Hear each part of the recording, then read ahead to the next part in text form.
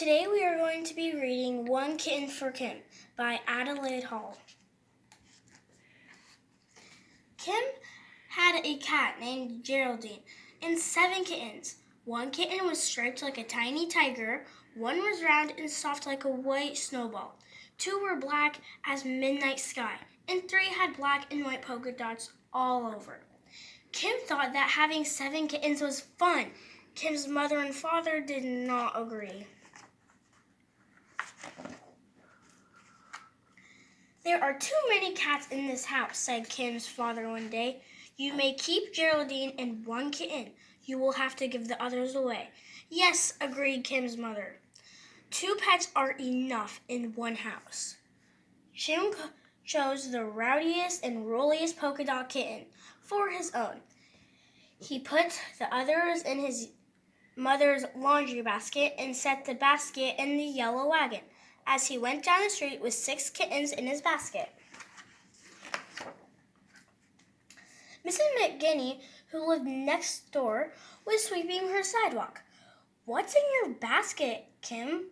she asked with interest. "Kittens," Kim told her. "Would you like one for a pet?" "I am rather lonely," said Mrs. McGinney, "and a kitten would keep me company. I have 2 goldfish, but goldfish are not very good companions. A kitten would curl up on my lap and purr. Goldfish cannot do that." Mrs. McGinney lifted up Snowball, white kitten, and stroked its silky fur. Then she said, "But what will I do with my goldfish? A kitten will grow up to be a cat will eat goldfish."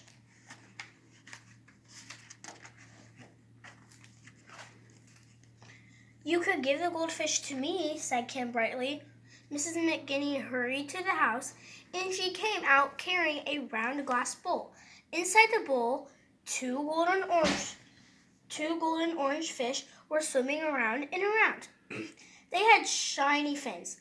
They had tails like little waving fans. Their mouths were like tiny round O's. Kim thanked Mrs. McGinney. Then he set the glass bowl in his wagon, and away he went down the street with 5 kittens in his basket and 2 goldfish in a bowl.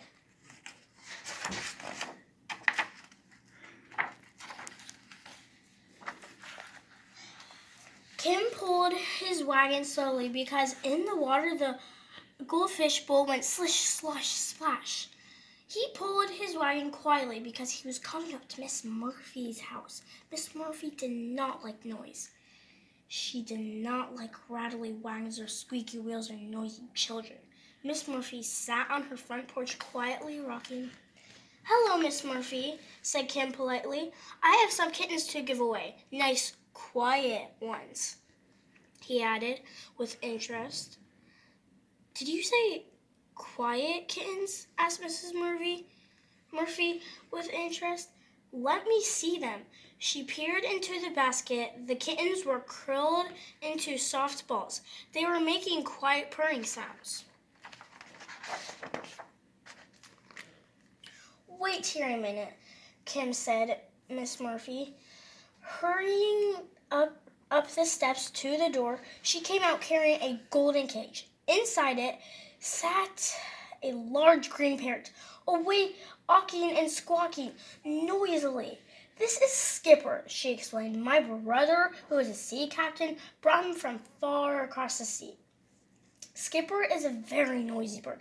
He chatters and whistles, and he sings the sailor's hornpipe.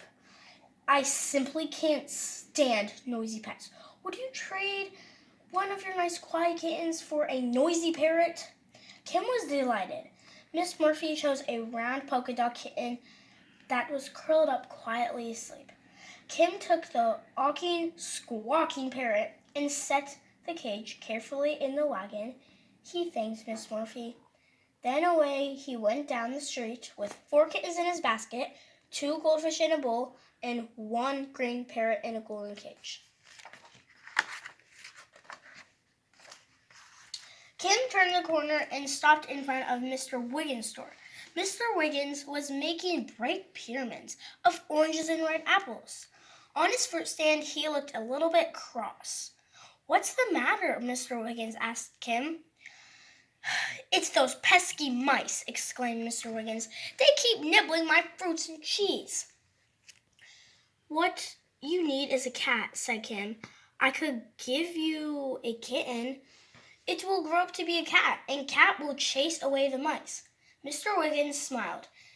"I could use 2 kittens," he said. He picked up the 2 kittens as black as midnight sky. Then he said, "Come with me, Kim. I have something to show you."